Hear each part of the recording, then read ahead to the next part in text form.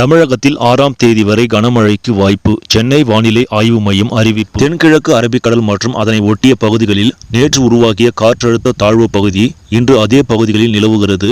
இது அடுத்த 48 மணி நேரத்தில் மேற்கு வடமேற்கு திசையில் நகர்ந்து ஆழ்ந்த காற்றழுத்த தாழ்வு பகுதியாக தென்மேற்கு அரபிக்கடலின் மத்திய பகுதியில் நிலவக்கூடும். இதனால் இன்று தமிழகத்தில் ஓரிரு இடங்களிலும் புதுவை மற்றும் காரைக்கால் பகுதியிலும் லேசானது முதல் மிதமான மழை பெய்யக்கூடும். தமிழகத்தில் ஓரிரு இடங்களில் அதிகாலை வேளையில் லேசான பனிமூட்டத்திற்கு வாய்ப்புள்ளது. நீலகிரி மாவட்டத்தின் மலைப்பகுதிகளில் இரவு நேரங்களில் ஓரிரு இடங்களில் உறைபனிக்கு வாய்ப்புள்ளது. நாளை முதல் 6ஆம் தேதி வரை தமிழகத்தில் ஓரிரு இடங்களிலும் புதுவை மற்றும் காரைக்கால் பகுதிகளிலும் லேசானது முதல் மிதமான மழை பொழியக்கூடும். தமிழகத்தில் ஓரிரு இடங்களில் அதிகாலை வேளையில் லேசான பனிமூட்டத்திற்கு வாய்ப்புள்ளது. தென் மாவட்டங்களை பொறுத்தவரையில் ஓரிரு இடங்களில் கனமழைக்கு வாய்ப்புள்ளது. இன்று முதல் 4ஆம் தேதி வரை தென்கிழக்கு அரபிக்கடல் பகுதிகள், லட்சத்தீவு பகுதிகள், குமரிக்கடல் மற்றும் அதனை ஒட்டிய மன்னார் வளைகுடா பகுதிகளில் சூறைக்காற்று மணிக்கு 45 கிலோமீட்டர் வேகத்தில் வீசக்கூடும். இதனால் மீனவர்கள் இப்பகுதிகளுக்கு செல்ல வேண்டாம் என அறிவுறுத்தப்படுகிறார்கள். காற்றழுத்த தாழ்வு நிலையானது புயலாக மாறினால்தான் அதிக கனமழைக்கு வாய்ப்புள்ளது என்றும் அது தெரிவித்துள்ளது.